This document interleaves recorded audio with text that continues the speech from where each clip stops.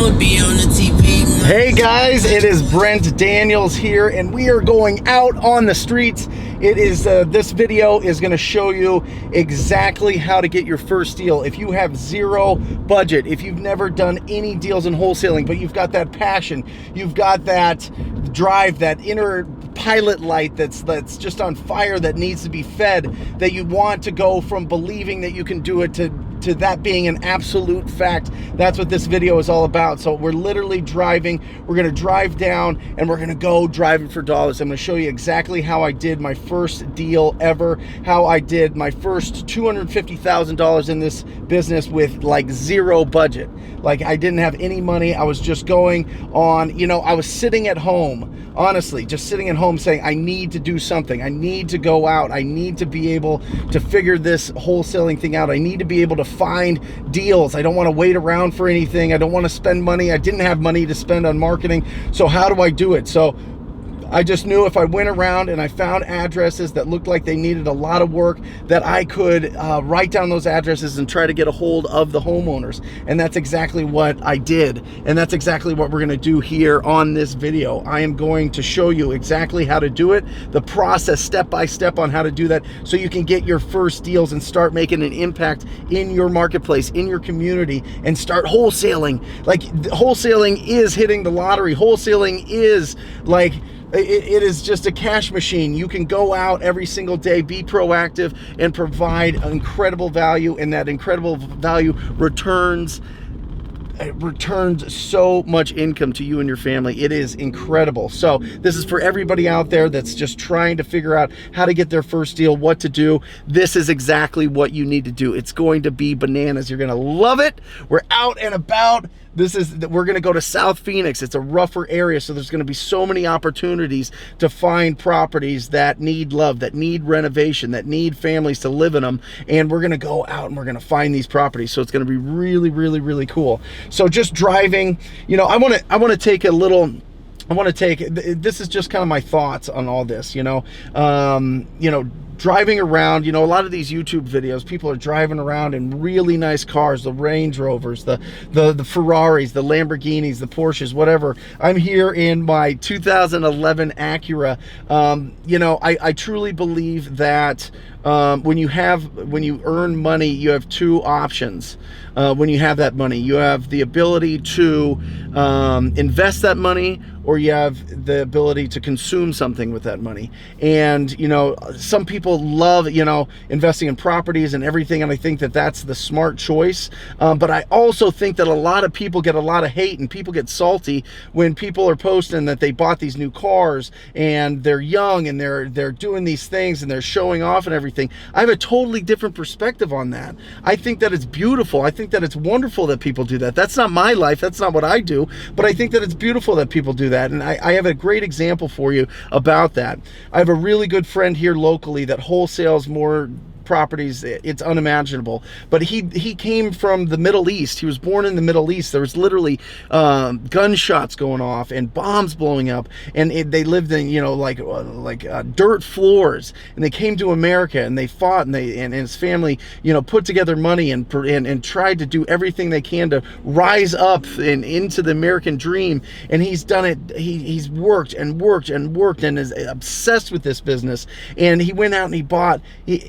Through this, all of the value that he's provided, he wanted to buy something that was valuable to him. He bought one of the nicest Lamborghinis I could imagine. And to that I say, hell yeah. I say that is what it's about. I understand that it's expensive. I understand that you need to get higher insurance, and it costs a lot of upkeep, and you got to do certain things, and it's an expensive toy, quote unquote.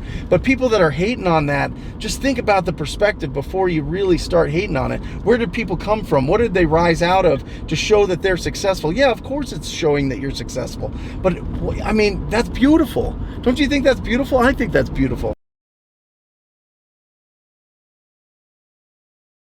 Actually in the streets, we're in the neighborhood, we're writing down properties that need a lot of love in just driving up and down the streets. For example, let me back this thing up a little bit.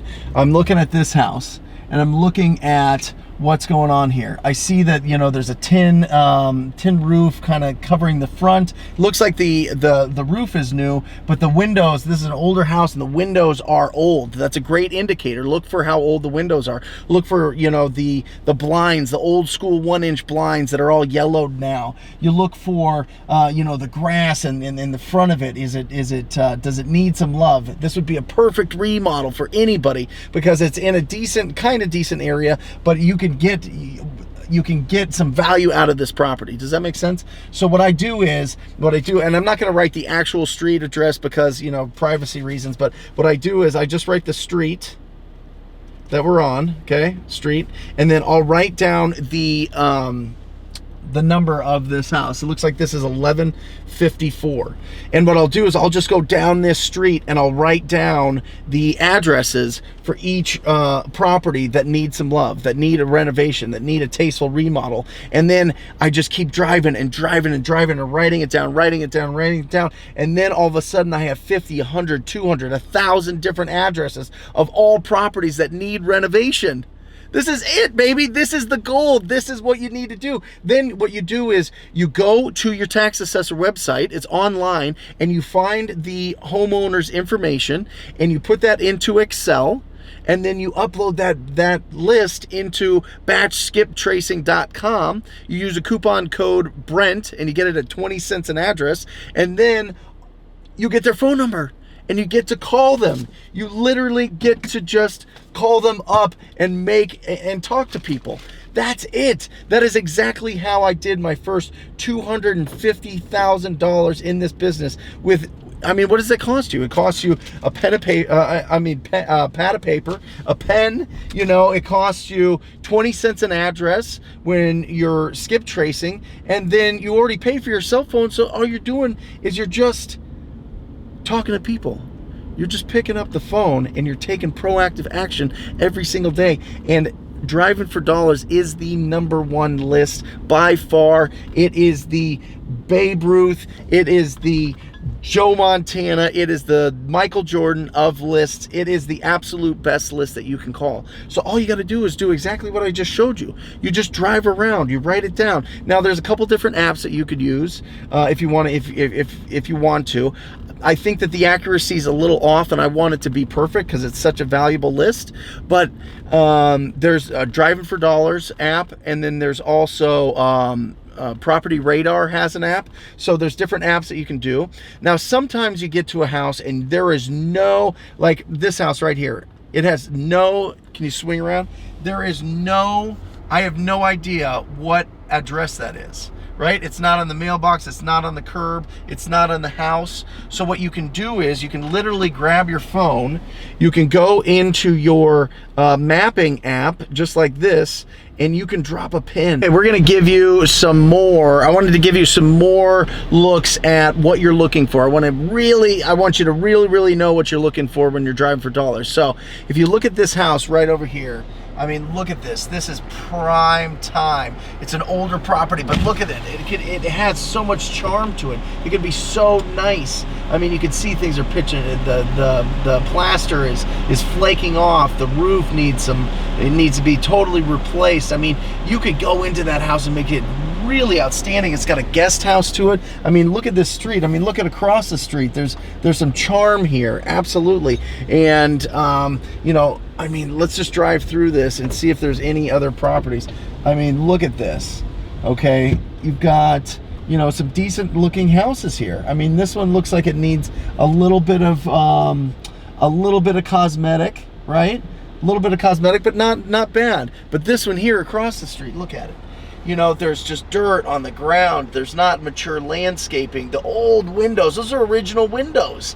I mean, what's going on there? You know, the dirt driveways. I mean, this is just prime time. And then if you look at the one next to it, it's really funny because, not funny, but it's just this house next. I wholesaled this house. I found this Driving for Dollars. I did this house.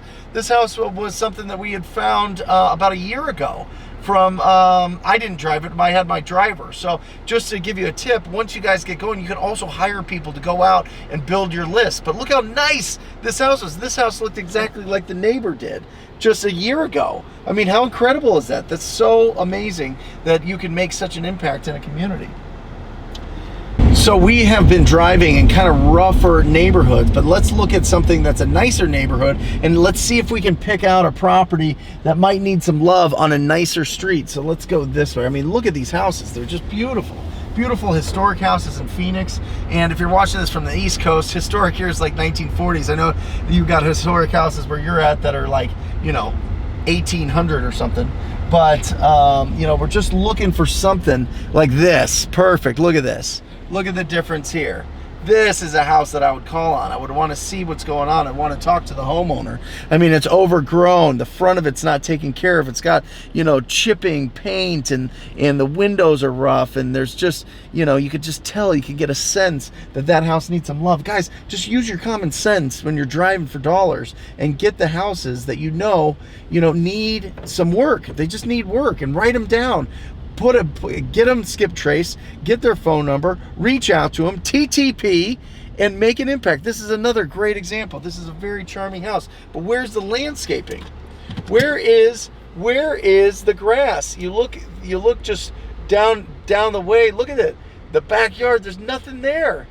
There's nothing going on. The back garage looks like it needs to be renovated. I mean, that could be a beautiful house. What's going on with that? I want to talk to that homeowner and see if they want to sell that property. Maybe it's been a rental for them. Maybe it was inherited. Maybe they can't take care of it any longer, and they need somebody that's going to come and do something really great with that property. So you got to reach out. Even on the nice streets in your neighborhoods, there's opportunities there, and those are the best deals. If you can get those deals where it's on a great street but it needs a lot of love, oh my gosh, that's bananas. That's where you make the big deals. So, start getting out there, start driving around and finding those great properties that just that people want to sell, that need to sell, that want to sell.